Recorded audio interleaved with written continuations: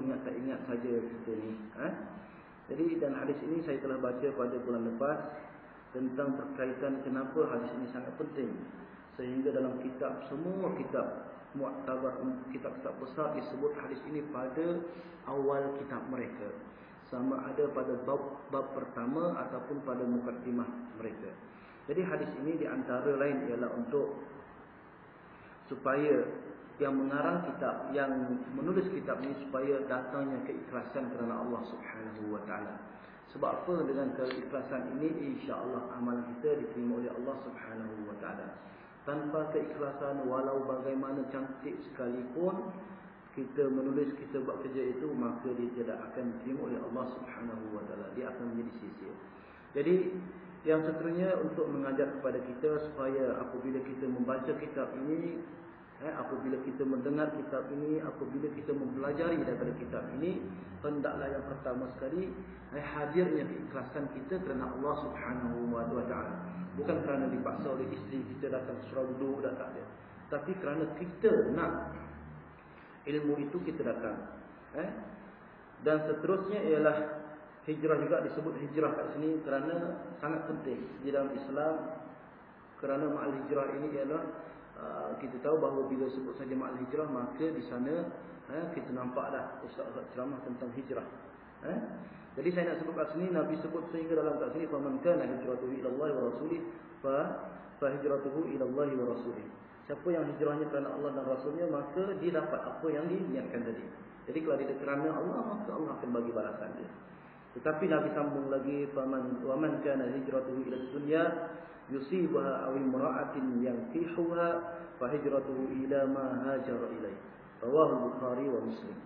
Jadi Nabi sebut lagi, siapa yang hijrahnya kerana nakkan hapuan dunia saja, ataupun nakkan seorang wanita, ataupun nak menikahi wanita, maka hijrah dia ni dapat apa yang diniatkan tadi. Jadi kalau diniat kerana dunia, maka dia dapat. Dan kalau diniat kerana perempuan, maka perempuan saja dapat. Tetapi balasan ataupun ganjaran daripada Allah Subhanahu wa taala dia tidak dapat. Dan hijrah ini suatu perkara yang sangat penting dan sangat besar dalam sejarah Islam. Setelah berlakunya hijrah, maka di sana telah berubahlah perubahan Islam ini. Dulu kita kat Mekah, Islam di Mekah, Allah, mereka nak beribadat payah. Nak solat tu, nak pun tak boleh. Sebab apa? Mereka beribadat dalam ketakutan. Tetapi setelah mereka berhijrah, Masya Allah, mereka terlalu gembira dengan apa yang berlaku. Sebab apa? Bebas apa saja nak dilakukan. Yang kedua, yang seterusnya ialah nak memberi pengajaran kepada kita juga bahawasanya sahabat-sahabat dahulu nak menegakkan Islam bukan senang. Mereka terpaksa tinggalkan harta mereka, rumah mereka, tanah mereka yang dah menjadi sebahagian hidup mereka. Mereka lahir kat situ, besar di situ, tempat permainan mereka, tiba-tiba mereka terpaksa pindah ke suatu tempat. Maknanya mereka ini lebih mementingkan Islam daripada segala isinya. Jadi Islam ini bagi mereka sangat penting. Nak datang, nak sampai kat kita, Masya Allah, sampai mereka menggadaikan nyawa dan sebagainya. Seperti mana saya sebut pada bulan lepas tentang sirah ataupun tentang kisah budak yang bernama A'la. Betul tak? Jadi mereka terpaksa gadaikan semua sekali. Seterusnya mereka apabila Rasulullah SAW sebelum sampai di Madinah, yang mana Rasulullah sampai di Quba dahulu. Dan Quba ini tidak jauh daripada Madinah. Kalau kita naik bas dalam beberapa minit saja, kalau tak jam. Kalau tak jam, kalau jalan kaki mesti setengah jam macam itulah. Dekat sangat. Jadi Rasulullah sampai di Quba. First kali Rasulullah membina ialah buat masjid dahulu. Sebab masjid ini peranannya sangat penting dalam masyarakat. Jadi bila masjid tak ada peranan, maka tunggulah masyarakat. Jadi dia akan menjadi hancur. Sebab apa? Peranannya tidak ada. Sebab itu Rasulullah sampai saja membina masjid dahulu. Dan masjid ini saya selalu sebut bahawa dalam Islam dia ada 4 buah masjid saja yang diberi keistimewaan. Dalam bahasa Arab dipanggil khasa'is. Itu keistimewaan yang mana hanya 4 buah masjid saja di atas muka bumi ini diberi kelebihan. Yang pertama sekali Makkahul Mukarramah, yang kedua Madinatul Munawwarah, yang ketiga ialah Masjid Al-Aqsa sekarang ni yang telah bertolak sejak dahulu lagi sampai hari ni tak habis-habis. Yang peliknya IS ke dia dipanggil. Kalau dia nak tolong Islam, kenapa dia tak pergi ke Palestin? Betul tak? Dia pergi buat celaru sana, celaru sini. Allah Akbar, bunuh orang sana, bunuh orang sini. Tetapi di atas stand Islam. Ini menghancurkan nama Islam, memburukkan nama Islam. Seandainya kalau kita fikir secara akal, seandainya dia betul-betul nak memperjuangkan Islam untuk pergi Palestin dahulu, betul tak? Bagi habis-habisan orang Yahudi sana tu. Tapi dia tak pergi pun. Yang dia datang pergi negara sana, negara sini buat kacau. Tapi yang peliknya ramai juga pengikut dia, betul tak? Tak tahulah sebab apa. Sebab itu kalau kita belajar betul-betul tentang jihad ini, tidak ada di sana. Dan saya rasa memang tak percaya dia orang ini. Walaupun Nabi pernah pesan, jangan sebelum perang, jangan bunuh kanak-kanak, jangan bunuh wanita, jangan bunuh rakyat, jangan macam banyak benda. Tiba-tiba mereka membakar orang dan sebagainya. Sehingga dalam satu hadis Nabi kata, bukan kata bakar orang, bakar semut pun Nabi tak bagi. Bakar semut, binatang tak bagi. Nabi sebut dalam hadis, larang membakar binatang ini kerana yang layak membakar makhluknya adalah hanya Allah sahaja. Allahu Akbar. Tiba-tiba dibakar orang, betul tak? Allah alam. Jadi remaja kita janganlah terpengaruh dengan perkara-perkara yang tidak selari dengan panduan Islam tadi. Sebab itu kita kena belajar. Seterusnya ialah pada malam ini saya baca lagi tentang masih lagi berbaki daripada mukadimah. Cuma nak sebut daripada kesimpulan daripada hadis ini, antaranya ialah dia kata, dia kata fa fi akhir yakunu sawa wal aqwa. Dia kata di akhirat kelak Allah hanya melihat, menimbang, memberi balasan mengikut apa yang kita niatkan. Jadi niat ini suatu perkara yang akan ditimbang, akan dilihat di akhirat. Niat ini Allah tak lihat kat sini. Bukan tak lihat, maknanya orang tak tahu, hanya Allah saja. Jadi kesimpulannya ialah hasil daripada niat ini Allah akan memberi natijah, Allah akan memberi habuan di akhirat. Bukan kata, oh hari ini kau buat ikhlas, aku bagi tu pahala. Tak. Jadi niat ini hanya dia akan ditunjukkan, dia akan diperlihatkan ketika di akhirat. Wa amma fid dunya fal ibratu bima dhar. Adapun di atas muka bumi ini, di atas dunia ini, kita dilihat, kita dihukum mengikut apa yang lahir, yang kita nampak. Sebab itu kita membunuh orang, dia hukum mengikut apa yang lahir, yang dia nampak. Contoh kita pegang pisau dan sebagainya. Walaupun saya niat tak, memang saya ikhlas tak nak bunuh dia, tapi tak tahu kenapa. Tak. Tapi nampak kita betul-betul keluar daripada rumah, lapangan mata merah, muka marah nak bunuh orang. Walaupun niat tadi tak nak niat membunuh. Orang tak. Mahkamah dia tak melihat niat. Jadi di atas dunia ini kita dihukum mengikut apa yang zahir. Tetapi niat itu Allah akan memberi hukumannya di akhirat kelak. Sama ada ikhlas ataupun sebaliknya. Fa yu'amilun nas bi zawahiril ahwalihim. Maknanya kita hendaklah bermuamalahnya, berkomunikasi, bermuamalah ni bahasa Arab, tapi rasa digunakan dalam bermuamalahnya, berhubung, berkomunikasi dan sebagainya. Kita bermuamalah dengan manusia ini mengikut zahir dia. Kalau dia buat baik dengan kita, kita buat baik dia balik. Walaupun kita aku rasa dia ada niat tertentu ni, ada udang di sebalik, itu tak boleh.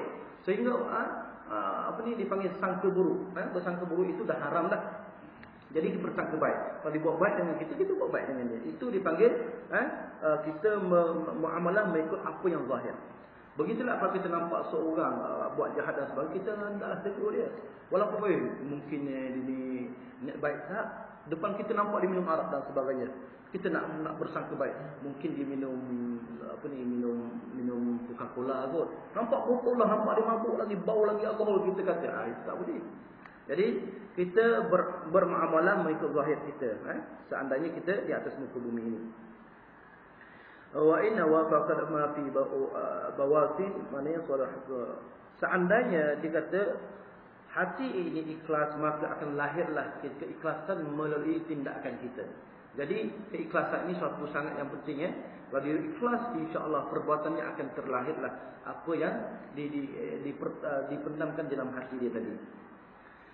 Dan seterusnya yang akhir sekali ialah niat ini seperti mana saya sebut, suatu syarat yang sangat penting untuk amalan kita diterima oleh Allah Subhanahu wa taala. Sebab itu saya pernah sebut bahawa seorang ulama telah mengatakan bahawa antara amalan yang paling berat bagi dia adalah bukan tahajud, bukan solat 5 waktu, bukan haji dan sebagainya. Tetapi amalan yang paling berat sekali bagi dia adalah niat tadi. Niat tadi, nak membetulkan niat ni Allah susah. Sebab itu disebut dalam satu kitab syarah pada Riyadhus Shalihin, dia kata apa? Ada ulama dia kata, wa'lam inna syaitan qad ya'tika inda idaratil amal khair fayaqulu innaka innama ta'malu hadha ya. Dia kata ingat, perhatian, dia kata perhatian bahawa syaitan ini kadang-kadang dia datangkan kepada kita ketika kita nak buat amalan soleh. Ketika kita nak buat ibadat, kita nak buat benda baik, tiba-tiba dia didatangkan was-was kepada kita, dia kata kita ni buat riak. Jadi kita tinggal amalan tadi. Riak. Jadi ustaz kata bila riak, bila tak ikhlas, Allah tak makbul, ya Allah tak terima, jadi malas aku buat. Ketika itu seandainya kita tinggalkan amalan kita, maknanya syaitan tepuk tangan. Tak, sedapnya, bagus. Sebab apa belajar tak habis? Kita belajar, kata ustaz kata, apabila kita buat suatu amalan itu riak dan takabur dan sebagainya, bukan ikhlas, maka amalan tadi menjadi sia-sia, tak dapat. Contoh kita bergotong royong, kita datang masjid dan sebagainya. Tiba-tiba dalam hati kita, ada perasaan riak tadi, aku rasa riak. Ataupun kita dilantik menjadi imam dan sebagainya, dilantik sebagai bilal dan sebagainya. Suara kita Masya Allah hebat. Tetapi bila kita belajar buat ni, kita tak nak azan dah. Kita kata, surau ni mana muazzin? Cari-cari kat rumah. Kenapa tak azan sekarang 2-3 hari ni? Oh, saya seriak sangat lah bila azan ni. Suara saya sedap. Dia tinggal tu Ulama kata, ingat ketika ini bukan riak, tetapi syaitan telah menggoda kamu. Digoda tu tak boleh digoda ni. Digoda dengan ilmu pengetahuan kita. Ketika dia azan, orang punya Masya Allah, suara kamu Masya Allah hebat sungguh, sedap sungguh, Allah Akbar, aku suka. Jadi dia rasa riak itu, ulama kata itu bukan riak, tetapi itu adalah bisikan-bisikan yang telah dibisikkan oleh syaitan tadi. Apabila kamu tinggalkan habis, dia suka. Jadi siapa lagi nak azan? Siapa lagi nak jadi imam? Siapa lagi nak jadi makmum? Siapa lagi tak nak? Yalah, semua pakat duduk dalam rumah semua. Sebab apa tak ada semayang Jumaat hari ni? Kenapa tak semayang berjemaah hari ni? Ramai duduk dalam bilik semayang. Sebab apa? Riak. Orang saya tak boleh kalau saya lalu pakai jubah apa depan orang, saya rasa riak. Tak boleh. Itu adalah syaitan. Jadi apa yang perlu kita buat ialah kita jangan makan pujukan syaitan tadi. Kerana kita banyakkan istighfar, astagfirullah. Maknanya syaitan tak akan terpengaruh. Sama dua benda ni, seandainya kita buat amal baik, tiba-tiba datang riak tadi. Yang pertama sekali kita ingat bahawa ketika itu syaitan membisikkan. Seandainya kita termakan pujukan dia tadi, bisikan dia tadi, kita pun Allah puji aku kita. Maka ketika ini betul-betul jadi riak. Tapi bila kita tinggalkan, tak nak buat dah benda baik ni, sebab apa riak? Maka syaitan juga tepuk tangan, alhamdulillah aku dapat mencegah seseorang itu daripada melakukan kebaikan. Jadi apa perlu kita buat? Kita tolak bisikan-bisikan tadi dengan astagfirullah dan kita teruskan melakukan ibadat tadi, insya-Allah. Kita akan terus dikira sebagai orang yang ikhlas. Baik. Dan seterusnya dia kata, kita akan mula pada malam ni Wa qala Rasulullah sallallahu alaihi wasallam. Wa qala Rasulullah sallallahu alaihi wasallam, ad-dinun nasihah. Qalu liman ya Rasulullah? Qala lillahi wa li kitabihi wa li rasulihi wa li a'immatil muslimina wa 'ammatihim. Rawahu Muslim. Telah bersabda, baginda sallallahu alaihi wasallam bersabda, agama itu ialah nasihat. Para sahabat bertanya, nasihat bagi siapa wahai Rasulullah? Baginda sallallahu alaihi wasallam menjawab, nasihat bagi Allah, Rasulnya, kitabnya dan bagi pemimpin kaum muslimin serta orang muslim secara amnya. Hadis ini kalau kita tak belajar, kita tak tengok syarah daripada syarah huraian hadis, maka kita akan faham lain. Dengar betul-betul. Dia kata qala Rasulullah sallallahu alaihi wasallam ad-dinun nasihat. Telah bersabda Rasulullah sallallahu alaihi wasallam, Nabi kata din, ad-din maknanya agama itu an-nasihat, itu nasihat menasihati. Jadi nasihat menasihati ini suatu perkara yang sangat penting dalam agama kita. Kita nampak sahabat kita buat tak betul, kita nasihat dia. Dia nampak kita tak buat tak betul, dia nasihat. Itulah agama. Sebab itu Allah sebut dalam ayat Al-Quran, wal asri innal insana lafi khusr. Sesungguhnya demi masa, Allah sebut, Allah bersumpah dengan masa. Jadi ayat ini kalau kita baca tafsir, makhluk diharam bersumpah dengan makhluk. Jadi contoh, aku demi lampu ini yang menjadi saksi. Ulama tak bagi haram. Hanya Allah saja yang layak. Contoh, demi matahari, demi bulan, tak boleh. Kita boleh bersumpah dengan nama Allah. Wallahi, wabillahi, wallahi bersumpah. Itu tak apa. Tapi kalau kita bersumpah dengan makhluk-makhluk, contoh matahari dan sebagainya, tak boleh. Maksudnya itu Allah boleh itu Allah tak apa. Jadi wal asri, Allah bersumpah dengan demi masa. Allah bersumpah dengan masa. Maknanya masa ini yang menentukan manusia ini beruntung ataupun mengalami kerugian. Sebab masa ini sentiasa bergerak. Jadi sama ada hari ini kita masih tetap perangai yang sama, maknanya kita dalam kerugian. Tetapi hari ini lebih baik daripada semalam, itu orang yang beruntung. Jadi masa itu menentukan siapa kita sebenarnya. Begitulah pelajar. Contoh tahun ni Masya Allah dia makin ke depan.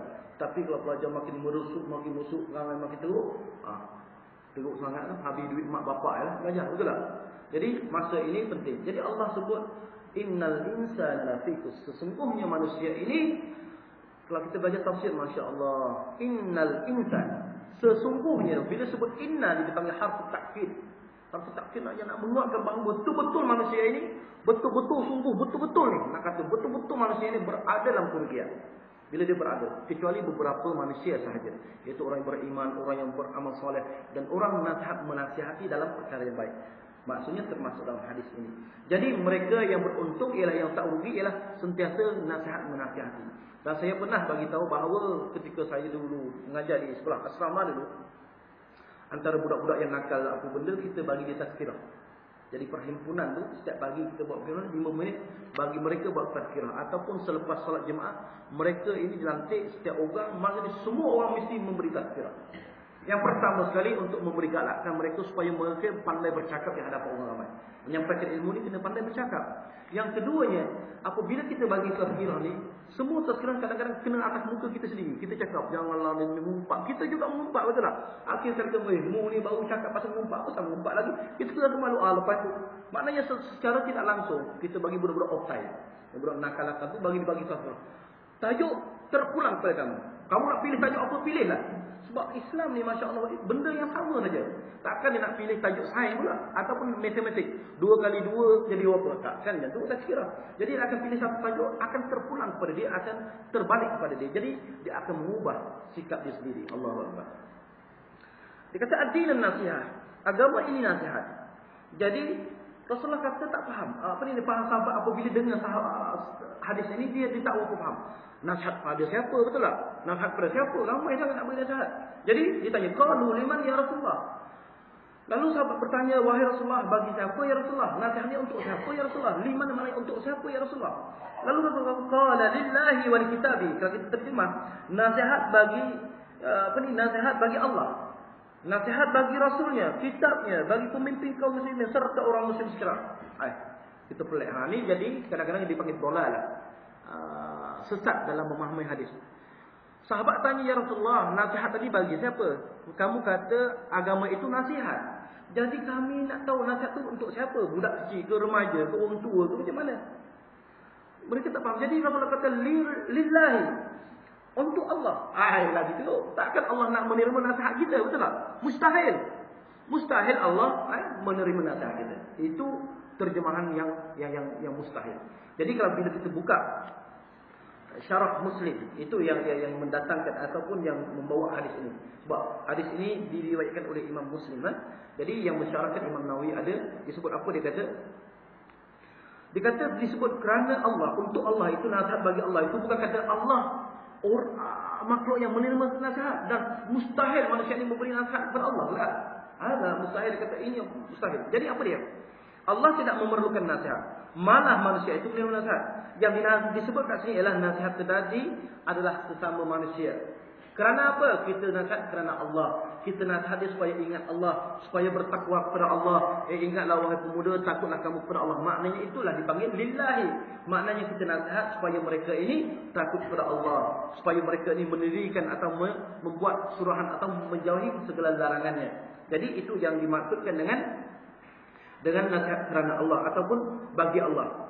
Dan makna nasihat untuk Allah dikata ialah beriman kepadanya dan tidak mensyirikkannya. Jadi disebutkan kerana Allah, untuk Allah tadi ialah kita beriman kepada Allah. Maknanya kita nasihat orang supaya kita orang tadi beriman kepada Allah. Jangan sekali-kali mensyirikkan Allah. Syirik ini banyak tuan. Syirik besar memang tak berlaku pada masyarakat kita. Tak ada. Kita nampak pokok besar sikit, nampak dinding besar sikit, kita sembah, tak akan berlaku. Tapi syirik ini banyak berlaku. Itu dipanggil syirik asghar, itu yang kecil. Antaranya riya dan sebagainya. Syirik ini Nabi kata dalam satu hadis, la yadkhulul jannata liman kana fi qalbihi mithqala dzarratin min al-kibr atau kama qala. Nabi kata tidak akan masuk syurga seorang itu seandainya di dalam hatinya ada perasaan kibr, itu takabbur. Tidak akan masuk syurga. Sebab apa? Takabur, yang takabur tabuk yang layak ini hanya layak oleh Allah saja. Yang layak adalah Allah saja. Sebab sifat memang dia layak untuk bertakabur. Untuk takabur sebab apa? Dia semua dia punya. Kita nak takabur apa? Nak takabur dengan kekayaan kita, nak takabur dengan tubuh badan kita sihat. Allah bagi sakit gigi kedua hari Allah mengamuklah. Satu rumah mengamuk, betul tak? Jadi kita tak layak dengan sifat takabur ini. Sebab itu saya pernah baca Iblis ini kerana satu sifat ini Allah laknat dia, Allah sumpah dia menjadi kafir. Sedangkan sebelum ini malaikat semuanya di bawah kekuasaan iblis. Maknanya iblis ini ketua para malaikat suatu masa dahulu. Kalau kita baca kitab tauhid, kata iblis ini ialah dulu semasa dulu dia ahli syurga, dia ahli syurga bersama para malaikat dan dia ni dilantik menjadi ketua para malaikat. Hebatlah orang ketua ni. Tiba-tiba kerana satu perangai dia, kerana satu perbuatan dia, Allah laknat dia menjadi kafir. Apa dia? Wa aba wasab. Ketika mana? Wa qala rabbuka lil malaikati isjudu li adama fasajadu illa iblis. Ketika mana Allah menyuruh semua para malaikat, setelah Nabi Adam diciptakan, Allah panggil semua para malaikat seluruh penghuni surga tadi sujud kepada Nabi Adam. Fasajadu illa iblis. Semua sujud illa iblis kecuali seekor ni, iaitu iblis. Kenapa? Aba dia enggan, dia tak nak, memang dia tak nak. Keras kepala dia panggil. Sebab apa dia keras kepala? Kenapa dia tak nak? Dia ada sebab dia. Wastakbara, kerana dia takabur. Sebab apa dia takabur? Kalau kita belajar surah lain pula, kerana dia pernah tanya, Ya Allah, kamu cipta aku daripada api, sedangkan Adam daripada tanah. Siapakah yang lebih mulia? Dia nak tanya itu. Betul lah, api lebih mulia. Hari ni kalau tak ada api, jenuh kita. Betul tak? Tak ada api tu, dia tak boleh buat apa lah nak masak. Nanti tak ada api, nak masak apa? Jadi api ni Masya Allah semua nak guna api. Nak bakar ayam, nak bakar semua guna api. Tapi tanah apa fungsi dia? Orang duduk atas bangunan sekalipun tak perlu tanah, betul tak? Jadi tanah ni orang bijak, ayam berak atas. Apa ni? Tiba-tiba yang mulia ini, yang ada kelebihan itu kena sujud pada yang hina. Mana boleh? Rasa akalnya sepatutnya yang hina ini sujud pada mulia. Dia rasa belagak dia. Lalu kerana sifat ini ulama kata, wa kana minal kafirin. Lalu dia telah menjadi orang kafir. Allah. Lalu Allah campakkan dia keluar daripada syurga. Jadi maksud nasihat kepada Allah ini maknanya kita nasihat seseorang itu supaya beriman kepada Allah. Menurut perintahnya jangan sekali-kali mensyirikkan dia. Jadi nasihat ini tuan-tuan, Imam Al-Ghazali pernah sebut dalam suatu tempat. Dia kata kawan ni ada 3 jenis. Kawan ni ada 3 jenis. Yang pertama sekali kita berkawan dengan orang yang ada ilmu. Sebab apa? Orang yang ada ilmu ini apabila kita buat salah ada apa benda, dia nasihat kita. Jangan buat gitu, Sebab apa? Tak elok, ini tak baik, ini haram ni. Bila kita berkawan dengan orang yang berilmu, sedikit sebanyak kita akan dapat memiliki ilmu dia tadi. Yalah kita masing-masing dia keluar ilmu hadis dia. Rupanya haram rupanya. Rupanya ni jangkuk ini bukan adat. Jangkuk ini adalah sunnah. Ada seorang ustaz nama apa dia kata adat, simpan jangkuk ni adat. Tak tahu dia belajar kitab mana, wallahu alam. Yang saya tahu janggut ini setengah ulama wajib simpan. Wajib. Saya dulu kat sana dulu kena tegur, dia kata janggut kita ni banyak. Kita biasa saya buat macam ni. Kita cukur sikit kita simpan sebab mengikut yang penting kita simpan. Sana dia simpan-simpannya ni. Jadi suatu ketika kita dipanggil halaqah Quran, kita musyafahah bertalaqi musyafahah bersama syekh. Sebab di Masjidil Haram, Masjid Nabawi ini setiap siang dia ada kursi, ada syekh tadi. Jadi saya masuk satu kelas ni ramai. Seorang pelajar datang ditanya, Assalamualaikum warahmatullahi wabarakatuh. Dia kata, kamu nama apa? Min aina anta? Anak kita min Malaysia. Masya-Allah. Dipegang janggut kita nampak pendek. Dia kata, wallahi ya Zakaria anta finnar. Kata, demi Allah kamu ni masuk neraka. Tu dia. Anak kata, limada? Ana finnar. Kenapa tiba-tiba kamu suruh aku masuk neraka? Wallahi aina liyatuka, dia kata. Mana janggut kamu? Aku kata, hadza syuf. La, hadza laisa lihya. Hadza laisa min as-sunnah. Ini bukan adat Nabi. Nabi simpan banyak, dia kata. Mu ni simpan sikit ni, wallahi anta finnar. Allah. Saya nak tumbuk dia kata. Tapi ada ketika itu syekh ada. Syekh kata, kalau bahasa Kelantan mata, dia nak kena ni. Bahasa Kelantan. Jadi nak kena ni dia ni. Rupanya tuan-tuan, ada ulama berpandangan menyimpan janggut ni wajib. Wajib. Siapa cukup tak? Laisa minna, Nabi kata. Jadi cuma pandangan ada kata boleh. Sunat sahaja, sunat. Cuma ulama ada seorang ustaz saya baru dapat lahir, tak tahu di fitnah ni. Cuma dia kata seorang ustaz ni mengatakan simpan janggut adalah adat. Bila sebut adat maknanya kita buat tak dapat apa benda pun. Adat dengan ibadat berbeza. Sedangkan Janggut ini adalah merupakan suatu sunnah. Kalau kita tak nak ambil yang wajib, kita ambil sunat, sudahlah. Maknanya kita simpan dapat pahala. Tak simpan tak ada masalah. Itu pandangan yang paling dhaif sekali lah. Tiba-tiba ada seorang kata adat. Allahu Akbar, tak tahu dia belajar mana. Sebab itu kalau kita jumpa orang yang guru dia kata semua ni teruk sangat ni. Janggut pun tak ada dah. Dia tazkirah kita pula. Kita senyum lah sebab kita salah. Kita salah, betul tak? Tetapi ada yang kata sunnah, kata adat ni saya tak diterima lagi. Ramai yang tak diterima. Sebab apa?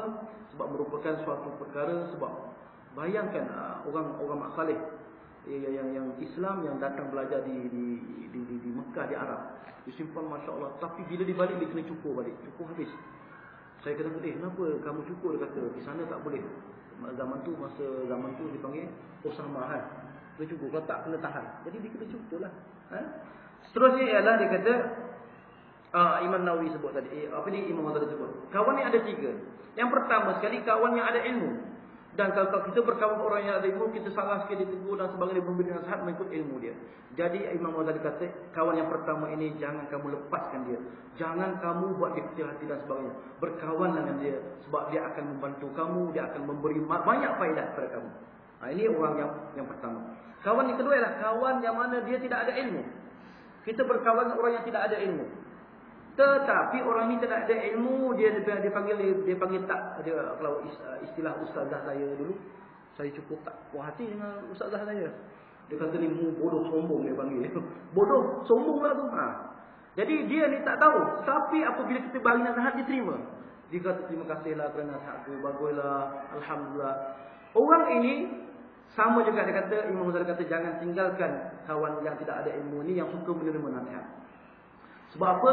Bila kita beri nasihat, dia ambil dan diterima dengan hati yang lapang, hati yang terbuka. Bila dia beramal dengan apa yang kita nasihat, kita dapat pahala, dia dapat pahala. Alhamdulillah. Yang ketiga, Imam Ghazali kata, sahabat yang ketiga, dia tidak ada ilmu dan dia ni tidak suka menerima nasihat. Pantau orang nasihat dia marah. Mu ingat mu pandai lebih aku ke? Aku ni ngaji sampai PhD sebagainya, mu guru ni bodoh ke? Lah ni bunyi betul lah guru. Allah, orang menghina guru yang mendidik anak-anak mereka. Level guru ni apa, pendidikan rendah sangat. Maafkanlah mereka. Allahu Akbar. Saya rasa tak puas hati sungguh. Bukan kata dia anak murid saya tak. Tetapi Allahu Akbar. Saya pernah sebut bahawa orang barat telah sebut 3 perkara yang akan adanya seandainya ada benda ni, maka tunggulah kemusnahan, tunggulah kehancuran sesebuah masyarakat tersebut. Betul tak? Saya pernah sebut. Yang pertama sekali, ahdamul usrah, menghancurkan institusi kekeluargaan. Yang kedua, ahdamut ta'lim, menghancurkan institusi pendidikan. Yang ketiga, asqutul qudwat, itu menghancurkan mereka-mereka yang menjadi rujuk ataupun dalam masyarakat kita yang pernah menjadi penasihat dalam masyarakat. Contoh orang tua, orang yang banyak pengalaman, ustaz dan sebagainya. Orang barat dia kata, seandainya ada 3 perkara ini, tunggulah kehancuran dalam sebuah masyarakat akan hancur, dia kata. Bagaimana dia kata? Nak menghancurkan institusi kekeluargaan. Pertama sekali saya dah terangkan, cuma saya nak sebutkan. Kedua ialah menghancurkan institusi pendidikan. Dia kata bagaimana nak menghancurkan institusi pendidikan? Dia kata senang. Itu dengan mencampakkan suatu perasaan kepada masyarakat supaya memandang lekeh, memandang hina kepada guru yang mendidik anak mereka. Nak menghancurkan institusi pendidikan, dia kata senang sangat. Iaitu dengan mencampakkan suatu perasaan ke dalam masyarakat tersebut supaya memandang lekeh, supaya memandang hina guru-guru yang menjadi guru anak mereka, yang menjadi pendidik kepada anak mereka. Agak-agaklah kalau mak bapak tak hormat guru, anak dia hormat tak? Tak. Malah memandang hina. Yalah, mak dia hebat dan sebagainya. Sebab itu saya pernah tegur bahawa kadang-kadang saya tak nak ajar anak saya tak menghormati guru. Kadang-kadang secara tidak langsung kita menunjuk tingkah laku kita tidak menghormati guru yang didik anak kita. Contohnya apa? Contoh saya selalu bagi contoh senang saja. Kita ni ada PhD, kita ni ada master, kita ni ada BA. Guru yang mengajar anak kita tadika paling tinggi pun kata ijazah ataupun diploma lah senang, ataupun dulu SPM tu lah. Bila dia buat soalan dan sebagainya, kadang-kadang salah. Manusia tak lari daripada kesilapan. Bila balik rumah, siapa buat soalan ni? Tanya anak kita. Tu ustazah tu, cikgu tu. Apa ni cikgu ni? Dia pun salah. Kita marah depan anak kita. Ni eja pun salah, bagi tahu dia balik. Apa ni? Salah ni. Jadi anak tadi secara tidak langsung ditelah set kat minda dia. Kata, guru ni bodoh kan nak mengajar aku. Ayah tu lagi pandai. Dia beritahu kawan dia, kau tahu tak cikgu yang ajar kita tu tak pandai sangat. Ayah aku yang ada PhD masa tu ayah aku kata salah ni. Tanya-tanya memang betul salah. Nampak tak? Kata ayah aku lagi pandai, cikgu tak pandai. Akhir kali mereka memandang hina kepada guru yang mendidik dia. Dalam Islam tuan-tuan, seandainya kita memandang hina guru yang pernah mendidik kita, jangan harap adanya keberkatan daripada Allah Subhanahu wa taala. Hari ini lantang tuan-tuan, mungkin orang yang menghina guru dia tadi, dia tak ada guru kot, mungkin langsung hantu mana, betul tak? Yang mengajar dia boleh membaca. Saya pernah jumpa seorang doktor, orang Arab, ada PhD, dia layak dia, tempat tinggalnya, tempat kerja dia di universiti. Tetapi tahu tak, dia mengajar bukan budak sekolah rendah, budak tadika. Budak dipanggil budak yang baru nak mengeja A, B, A, ba, ta, sa. Tulisan dia PhD, mumtaz. Bukan kata orang-orang dapat PhD tak. Mumtaz maknanya peringkat cemerlang. Orang pelik. Orang sak khabar kita tanya dia, Syekh, kenapa ni Syekh? Mu ni gila ke apa? Mu tak betul ke? Tak ni. PhD pergi mengajar budak kecil. Apa dia jawab? Ini pilihan aku. Orang tanya, mu terpaksa ke ni nak mengajar budak-budak kecil ni? Yalah, ambil PhD pernah bagi mengajar budak kecil. Apa ni? Kau kata betul tak? Teruk sangat ni. Rupanya dia ada alasan tersendiri. Dia kata aku bukan kerana terpaksa, bukan apa, tapi aku memang nak mengajar budak ini. Sebab bagi aku, mungkin aku mengajar budak ini lebih banyak pahala daripada aku mengajar orang besar. Sebab apa dia kata? Apabila kita mengajar alif bata, dia baru nak kenal huruf, baru nak kenal nombor 1 apa dia, nombor 2 apa, A apa dia huruf macam mana, tulis macam mana, nombor 4, nombor 3 macam mana jangan terbalik. Apabila aku ajar mereka dan mereka mengenal huruf yang aku ajar tadi, mereka akan menggunakan ilmu aku ini sampai dia mati. Betul tak? Hari ini kita guna ilmu tadi kerana cikgu yang mengajar kita tu peringkat awal tu. Yang kita pergi sekolah tu berak dalam soalan dan sebagainya, menangis dan ABC tak kenal-kenal. 2-3 bulan tak kenal-kenal, menangis je. Inilah orang yang mengajar kita dan kita tak pandai membaca kerana dia tadi. Dan hari ini sampai hari ini kita membaca mengikut ilmu yang diajar kepada kita. Betul tak? Jadi Syekh kata dia akan menggunakan ilmu aku ni sampai bila dan aku akan dapat pahala daripada ni. Allahu Akbar. Dan tak semestinya aku mengajar universiti mereka menggunakan ilmu aku. Sebab itu budak universiti masya-Allah pointer hebat. Tinggi-tinggi tapi kadang-kadang tak beramal dengan apa yang dibelajar. Betul tak? Jadi Syekh tadi masya-Allah, sebab itu jangan kita kadang-kadang kita nampak peringkat kita duduk atas, nampak orang kecil semua. Kecil. Lebih baik guru yang pernah mendidik kita. Allahu Akbar. Sebab itu orang saleh dia pernah sebut dalam teori dia kata, seandainya disuruh duduk di antara Tuhan, disebut ni orang saleh, akidah mereka tak betul, cuma saya nak ambil pandangan dia orang. Seandainya duduk di antara Tuhan dan guru, dan lalu murid seorang murid tadi, siapakah yang pertama sekali sepatutnya dia memberi penghormatan, tunduk memberi penghormatan? Adakah Tuhan dia ataupun guru dia? Lalu orang ni jawab kata, adalah Tuhan dia. Dia kata salah. Sepatutnya murid tadi adalah yang pertama sekali memberi tunduk, memberi penghormatan bukan Tuhan dia, tetapi memberi penghormatan kepada gurunya. Kenapa? Sebab gurunya lah yang mengajar orang tadi, murid tadi mengenal Tuhan dia. Kalau gurunya tak mengajar, dia tak kenal Tuhan, betul tak? Oh, hebat dia. Tapi ini akidah orang barat. Nak kata peringkat atau martabat guru tadi, masya-Allah tuan-tuan. Jangan sekali-kali kita terlepas cakap Allah. Bayangkan guru yang pernah mendidik kita, tiba-tiba orang bercakap kat kita. Macam orang tadi, jumpa ke tak dalam Facebook tu? Lalu pening kepala, pasal tu je orang tembak dia balik. Pernah dia kata level guru dan sebagainya. Kalau guru tadi pernah yang mengajar orang tadi, tuan-tuan dibaca Allahu Akbar, menyesal aku mengajar budak ni. Allahu Akbar, teruknya, hukumnya dipandang lekehnya aku, Allah. Sedangkan aku penuh didik dengan penuh kasih sayang. Tuan-tuan, mengajar budak kecil ni bukan senang. Sebab tu saya pernah mengajar budak besar, budak universiti saya pernah mengajar, budak sekolah menengah saya pernah mengajar, budak sekolah rendah saya pernah mengajar. Paling sukar bagi saya adalah mengajar budak sekolah rendah. Ya Allah, stres saya. Sebab apa? Nak lembut dengan dia, kasar juga. Kenapa tak buat kerja ni? Menangislah. Menangislah. Alamak, menangis okey lagi. Ada kawan saya yang mengajar tu. Betul. Mana buku kerja ni dah 2 minggu tak bagi. Siapa tak siap hari ni jaga kamu. Dia geram sangat. Budak ni sekarang pandai menipu. Budak kecil lah ni pandai menipu dah. Macam-macam. Untuk mak saya susun jadual, atuk saya susun jadual, minik saya susun jadual, salah. Akhir sekali kawan saya geram sangat. Lah guru besar nak minta dah. Mana buku ni tak nampak-nampak lagi ni. Akhir sekali dia tutup meja. Hari ni siapa tak siap kerja, jaga kamu semua. Ada seorang budak ni, semua hantar. Tiba-tiba dia tak nak hantar. Duduk je senyum muka. Biasa budak ni kalau tak faham apa, mesti dia tanya, cikgu apa? Dia tanya. Ini kali tak senyum. Abang, asal kamu ke sini? Duduk dia ambil. Biasa kalau dipanggil, biasa. Ni dipanggil dia buat tak tahu. Kamu degil Ustaz panggil ni, Ustaz bilang sampai 10. 1, 2 sampai 9. Lambat sikit lah. Tak mari juga. Biasalah guru nak getak saja. 9.30. 9 subuh sebagainya. Tak mari juga. 10. Mu tak mari sungguh. Tak mari sungguh. Akhir kali nak marah. Saya tak pergi. Apa sal budak ni? Biasa datang ni. Tak ada masalah. Akhir sekali kawan saya pergi dekat dia. Dia kata, apa sal bau pelik sangat ni? Rupa-rupa ya Allah. Dia kata, bukan kencing. Berak azur. Dia kata, jenuh sudah aku. Allah, nak kata bukan senang nak didik kita dahulu sampai kita boleh membaca dan sebagainya.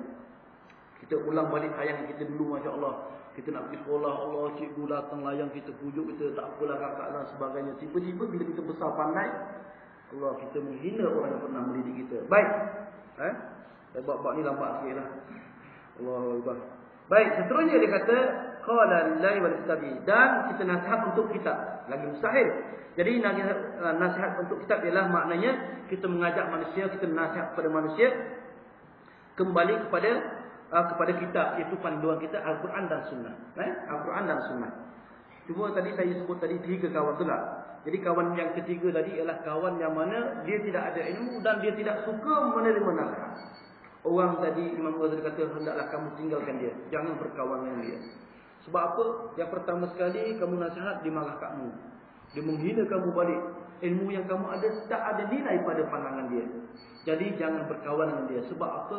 Takut-takut kamu pula terjerabak, terikut-ikut dengan perangai akhlak yang tidak elok dia. Contoh, dia nampak dia ni suka merempit ataupun suka hisap benda yang tak elok. Kita nak lama-lama kita nampak dia ni syok pula buat ni. Kita pun nak tiru. Jadi Imam Ghazali kata, tinggalkan kawan yang ketiga ini. Sebab apa? Dia tidak memberi manfaat. Malah takut-takut suatu hari nanti dia pula yang mengajak kamu, ataupun yang kamu pula terikut-ikut dengan akhlak yang tidak elok pada dia. Allah Akbar. Jadi seterusnya dia kata, sini azan dulu. Tak, kita terus betul tak? Sini azan dulu bukan? Terus baik. Kita ambil masa beberapa minit nak menghabiskan hadis ini.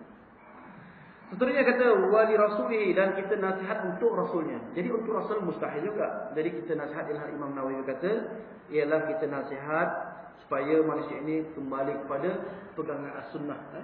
Maknanya mengajak dia pegang kepada syariat, itu bertepan dengan Al-Quran dan Sunnah.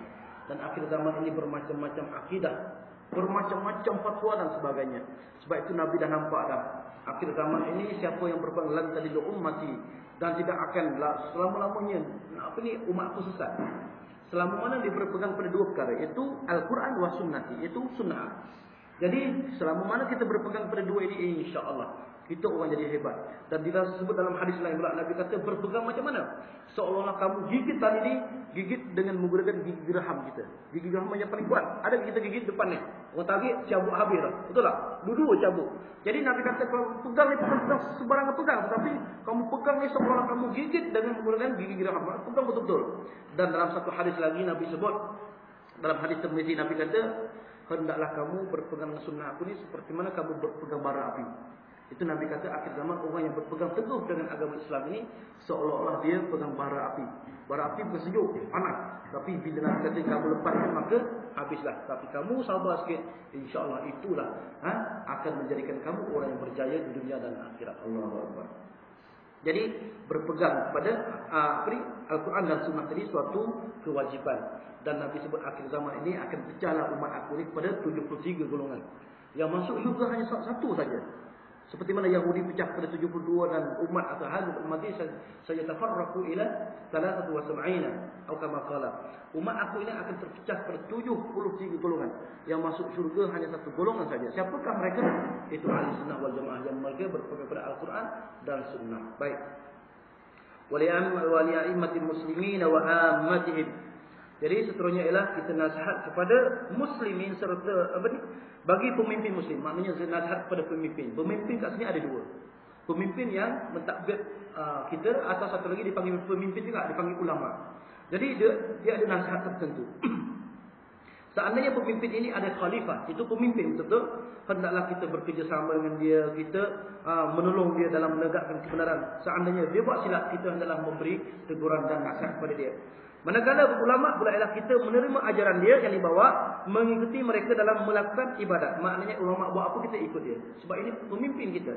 Seterusnya adalah menyangka baik terhadap mereka. Jangan sekali-kali kita bersangka buruk dengan mereka. Itu guru kita, ulama. Sebab itu Nabi sebut al-ulama warasatul anbiya. Ulama itu adalah pewaris para nabi. Jadi, dan kita perlu ingat, ulama ni ada dua. Ulama ada dua, ulama dunia ataupun dipanggil ulama su. Ulama dunia ini maknanya dia nak habuan dunia saja. Jadi kita pandai-pandai nak memilih ulama tadi.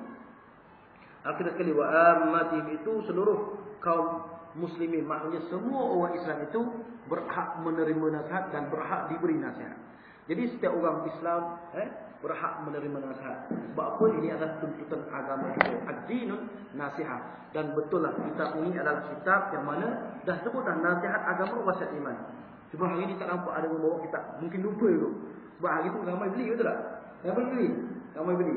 Jadi lah, ada bolehlah bersama saya ada kitab, lagi senang. Sebab apa? Bila ada kitab, Masya Allah, kita boleh nampak. Dan bila kita tak faham, kita catat kat situ. Sebab saya sebelum datang sini, saya rujuk beberapa kitab dahulu, supaya lebih kita faham apa yang kita baca.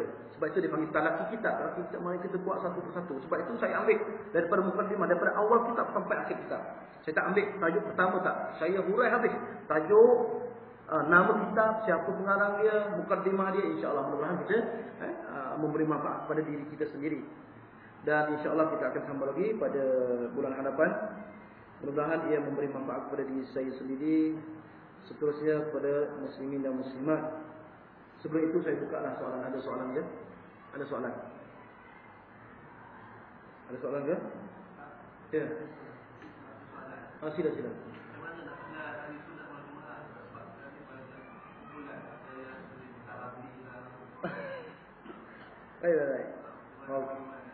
Baik.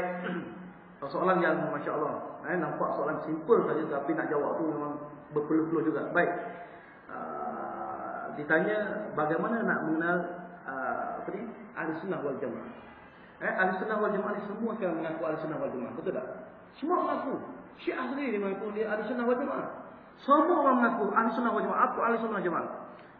Kita nak tengok macam orang pakai proton. Contoh kita pakai kancil lah, ataupun Mywi ke, ataupun Alza lah. Senang sebut kereta saya lah. Nanti sebut kereta orang terasa pula. Contoh saya pakai Alza. Tiba-tiba saya tulis, saya buka pelak tu, saya tukar Alphard atau Wolfire. Betul nak sumpah, cuma kecil sikit Alza saya kan. Jadi saya tampalkan itu, letak. Oh ni Alphard, Wolfire. Oh hebat. Adakah orang percaya tu? Sebab apa? Oh Ustaz Ibrahim tu gila Alphard ni. Gila Alphard ni. Padahal pakai Alza, nak kata dia pakai Alphard. Oh boleh tahu. Jadi boleh tahu sebagaimana boleh tahu. Sebab apa kita boleh tahu bahawa itu ke Alphard tu? Wallahi yang kata sumpah ke Alphard tu. Kenapa kita boleh tahu? Sebab kita tahu bahawa itu Alza.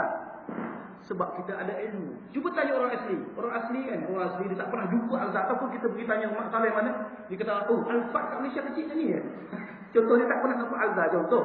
Jadi dia percaya. Sebab apa? Dia tidak ada ilmu tentang perkara tersebut. Jadi nak tahu Ahlussunnah wal Jamaah, nak semua orang mengaku. Jadi kita nak tahu mesti ada ilmu.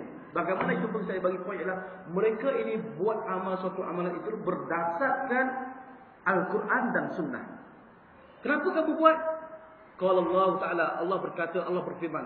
Kenapa buat? Ada Sunnah, ada para sahabat buat. Tapi kenapa dia buat?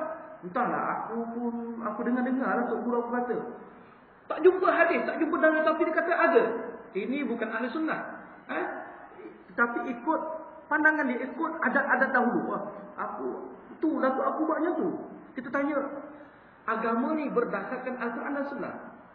Sebab tu dia ada kaedah. Dalam perkara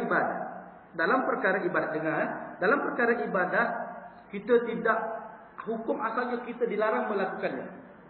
Pada asalnya kita dilarang melakukan perkara ibadat, kita dilarang.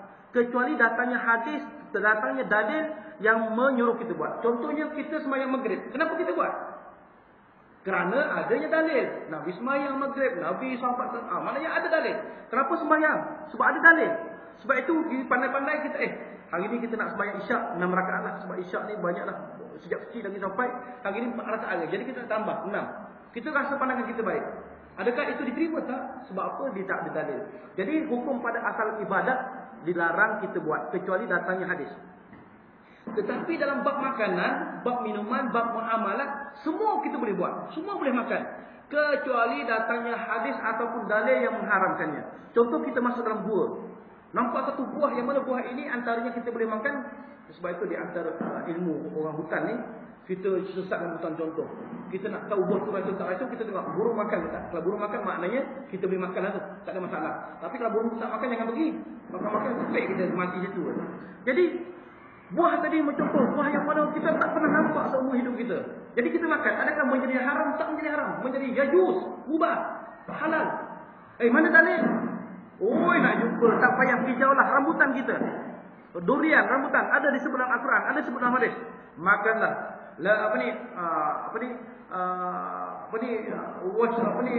Ta'kulu rambutan durian ada disebut dalam Al-Quran. Makanlah rambutan, makanlah durian ada disebut. Tak ada dalam buah-buahan ni. Jadi dalam bab muamalat, bab makanan, minuman semua boleh makan kecuali ada dalil yang mengharamkannya. Dalam bab ibadat tak boleh buat kecuali dalil mengharuskan ataupun dalil yang menyuruh. Jadi orang Ahlussunnah wal Jamaah dia buat berdasarkan apa yang Nabi suruh. Sebab itu ada dipanggil senang saja ni, tambah sikit. Seperti mana dia diceritakan oleh Tok Guru saya pondok, senang Tok Guru saya cerita, dia kata senang kita nak tahu. Saya pernah cerita kot kat sini, wallahu a'lam. Rasa pernah, cuma nak ulang balik. Kita ni tukang buat rumah. Orang kaya suruh kita kata, okey awak tukang buat rumah baik. Ya, saya ada duit, saya nak buat rumah 2 tingkat. 4 bilik tidur, 4 bilik mandi. Okey, warna putih jadi. Kita pun buat-buat nampak, lebih duit lagi ni, dia bagi duit banyak. Kita buat 3 tingkat, 6 bilik tidur. Kita cat cat putih tak cantik ni. Kita guna cat minyak pula, cat yang paling mahal. Jadi, padahal tuan rumah tadi yang bagi duit kita nak buat 2 tingkat, 4 bilik saja. Kita buat 3 tingkat, 6 bilik tidur. Jadi bila tarikh dijanjikan siap, tuan ni datang, mana rumah saya, kita tunjuk. Tu rumah tuan. Ini bukan rumah saya ni. Rumah tuan lah. Dulu saya suruh kamu buat 2 tingkat, kenapa pandai-pandai buat 3 tingkat? Tak apa, saya baik hati. Saya rasa duit banyak sangat. Tuan mu kata, saya tak nak. Saya nak 2 tingkat. Kita nak jawab apa?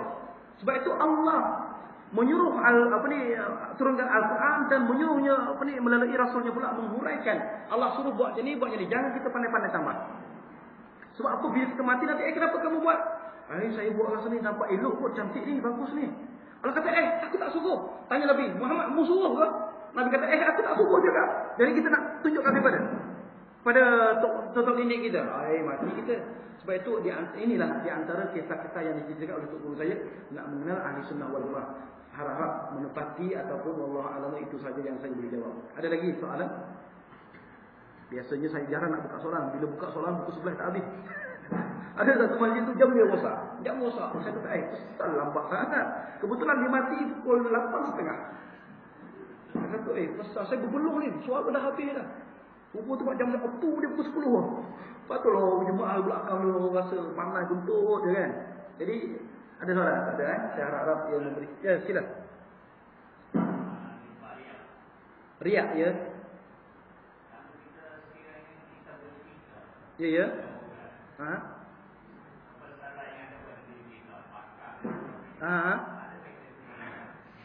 Baik, riak dan semua itu kita yang tahu. Setengah orang dicerita nak memberi dorongan semangat kepada anak-anak didik dia. Sebab itu saya ingat lagi pakar motivasi yang dia datang dengan resit harga dibayar 1 jam 5,000 ketika itu dibayar. 5,000 zaman sekolah menengah betul, ya Allah, tak masuk akal. Dia kata ni, saya tunjuk ni. Kalau awak tak percaya, sebab orang tadi kuih. Kalau dia pergi jalan pasar, orang tak pandang pun. Tapi dia kata, saya kerana ilmu lah, saya dapat kejayaan seperti ini, tak percaya tengok ni. Dibayar saya 1 jam 5,000. Kita tak boleh kata dia riak. Ketika itu dia nak memberi semangat kepada anak-anak. Dan saya menjadi semangat. Allah nak menjadi seperti dia. Jadi kita rasa Allah. Sebab itu riak tak riak ni orang tak tahu kecuali kita. Kita nak sebut. Saya ni adalah gaji saya dalam lebih kurang 20,000 sebulan. Kita niat nak riak nak tunjuk orang macam ni. Kekasih aku dulu tolak pinang aku sebab aku miskin. Kita pun sebut nak bagi tahu dia aku sekarang jadi orang ni. Kita riak ketika itu, maknanya niat ini terpulang kepada kita. Setengah orang dia pun sebut tadi nak memberi dorongan kepada orang lain. Sebab itu bab sedekah sama juga. Sedekah ini ada dua. Sebab itu Nabi kata sebaik-baik sedekah itu bila kita sedekah tangan kanan sedekah tapi tangan kiri tak tahu. Maksudnya kalau kita sembunyikan supaya tidak hilang riak. Tapi dalam bab fiqh dibolehkan kita bersedekah di hadapan orang ramai.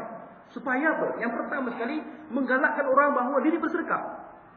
Yang kedua untuk menghilangkan fitnah. Kata dia ni kaya saya tapi tak pernah sedekah. Jadi bila kita sedekah ada pernah ramai orang. Contoh kita ada pangkat dan sebagainya. Cakap saya buat sedekah tapi dia tak pernah sedekah.